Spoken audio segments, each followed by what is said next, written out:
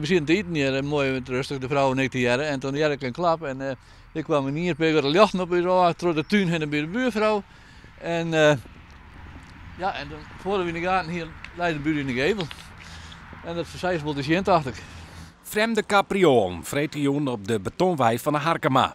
Een 28-jarige automobiliste uit Koos-Vertille rekkert op de verkeerde kant van de dik, schamt een chinlezer, het ek van de dik rekkert, zit er oer de parallelwei, trog een tuin en eindigt meters verderop in de gevel van de Meerstraat.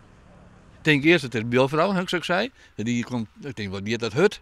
Maar toen zei die lachen wel uit en in het jas rem je net meer. Dus ik denk, ik zie de vrouw, de wij. Nee, ik zei hem net omkomen, dus ik kreeg een flauw idee tot erop van go wij. Ik denk, wat gebeurt hier?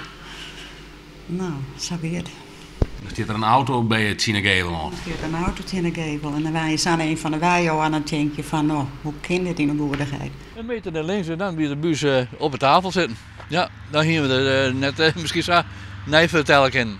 Nee. Ik geloof dat die murren, daar zit een dwarsmurren in en die had hem keerd. Die had hem dus als het ware, die had hem keerd opkeerd. En een verwarming die daarachter zit, die lei wel eraan, maar die had ook mij opkeerd. Dus, De bestuurster rekkert licht verwoenen, maar hoeft net ziekenhuis. Wel blijkt dat de brokkenpiloot Harry bewies net meer gildig wie.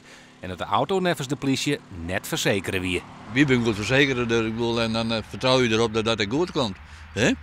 En hoe dat verder uitvolgend wordt, ja, ik weet het net. Het is gewoon een wonder dat ze er zo voorbij kan binnen alle jaren.